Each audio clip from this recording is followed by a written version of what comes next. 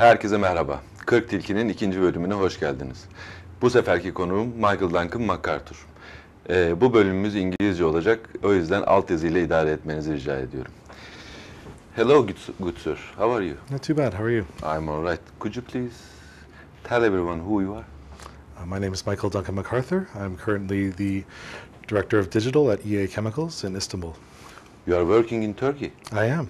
Okay. How did that come up to be? I have a good friend that I went to school with in Canada at multiple institutions who saw a need for my services, and I love the country very much, so I've decided to come out and spend some time here and help optimize the company. Okay. Who's that friend? I think that would be you, sir. Oh, thank you very much. That's very good to hear. So, it must have been an interesting journey for you to come here. Oh, most definitely. I mean, as I mentioned, I've been here numerous times before, Yes. but this is a little bit different because it's obviously for work. Okay. I've had to leave my family in Canada for a little while. Hope maybe they'll join me here one day. Okay. But why don't you talk about your family just a little? I have a young daughter who's about 15 months old, Okay. named Rowan, and my wife Kirsten. They're currently in Toronto, Ontario. Okay. I guess waiting to hear what my next steps might be. It's a beautiful city for those who are currently watching. Toronto is a wonderful place to be in. So is this. So, how long have you been here for now? This time about a week so far. Okay, and this is your fourth time in Turkey. It is, yes. Have you noticed anything different within those 4 times? Most definitely. For example? You know, there's been a bit of a, I guess, a political shift, and Okay. obviously there's some issues with some bordering nations that the country's dealing with, and that's been quite apparent over the last several times that I've been here. Other than that, it's the same busy old Istanbul. Everybody's enjoying themselves and eating great food and Yeah, I man. guess loving life. Definitely. So, this time you have come with a purpose. Mm-hmm. And you are at a company. I hope you are enjoying it as much as I do. Mm-hmm. I definitely am. And would you think that working around here is actually no different than working home?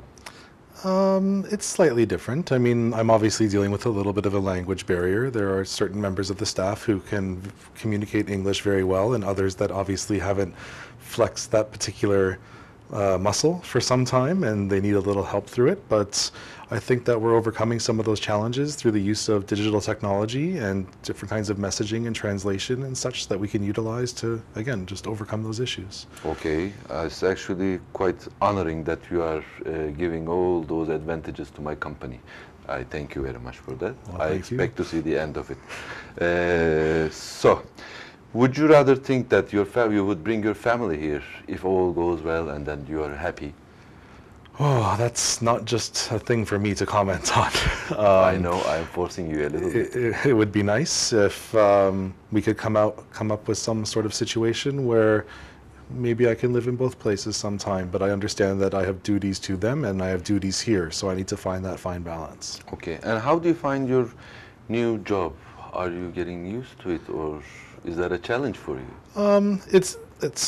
It's a challenge, I'm not going to lie, as you can probably imagine, but I am getting used to it, and I think that people are getting used to having me around, and the challenge of having somebody such as myself. Again, the communication issue that we may be running into just because of the language barrier. I don't foresee that being an ongoing issue. I think my Turkish gets a little bit better every day, Much. and that's obviously a better scenario than having to rely on digital technologies. But again, I'm the digital director of the company, so I need to implement these short-term solutions as we work through these speed bumps, I would say, not so much How issues. did you become a digital director? What's your past?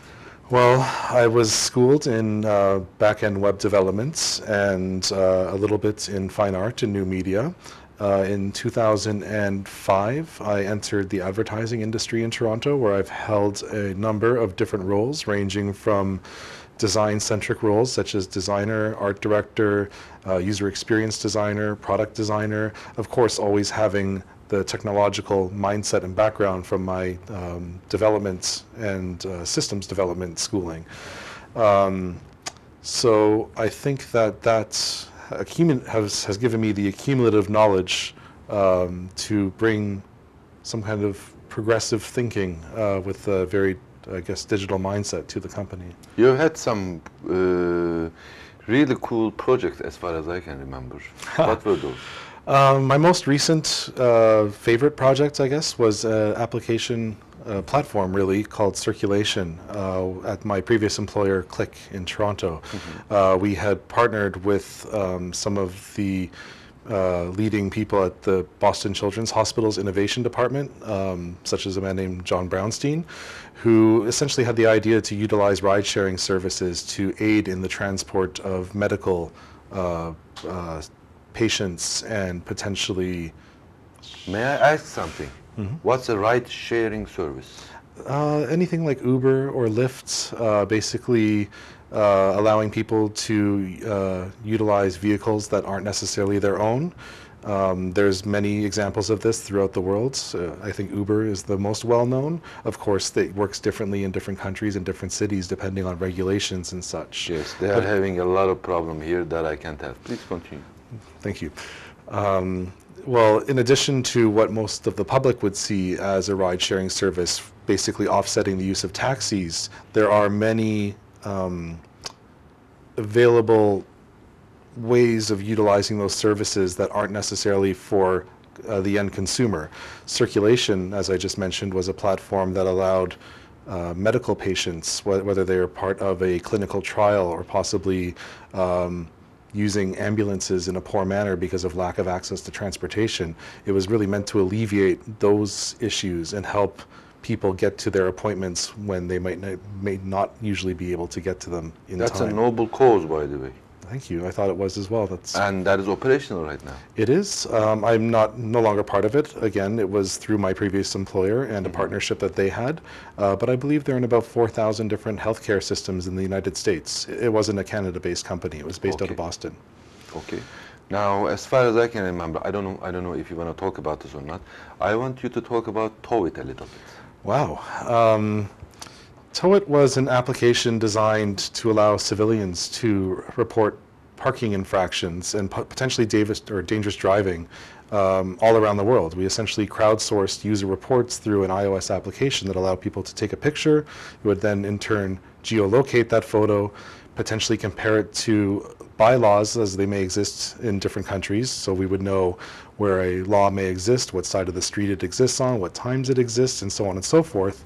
And the general idea was to connect that or link it to city services or law enforcement services to alleviate the situation. I know I can understand, based on many conversations I had previously, that a lot of people thought this was a bit of a tattletale or a snitch app. In my humble opinion, it was a brilliant idea. Well, thank you. Ultimately, that was never our intention. We weren't out to ruin people's lives or cost them money. We wanted to change their behavior.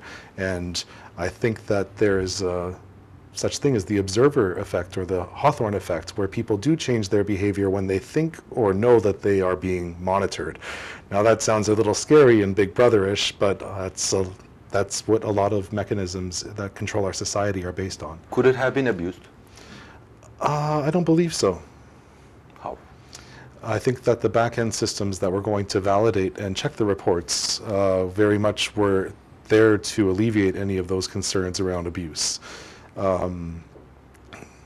We didn't really ever run into an issue with abuse. We ran into a couple people that were taking pictures of their computer screens and such and trying to showcase that as a legitimate report, but obviously we could see through that quite quickly because they were inside a building. So it was rather safe? I believe so, yes. But I think being a private app, I think it didn't really work well with the municipia. I think that politicians and law enforcement agencies and their unions, such as the ones that we have in Toronto, are very tightly controlling of how they work. And it's very hard to tell such entities how to do their jobs as a private citizen or company.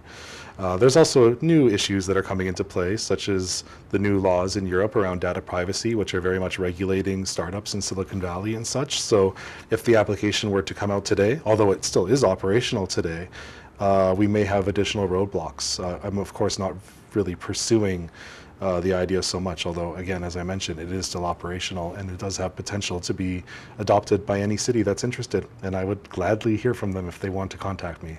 I would be too, because this city needs such an app, that is for sure. I don't know if it would work here. I mean, we've discussed this in detail in private before.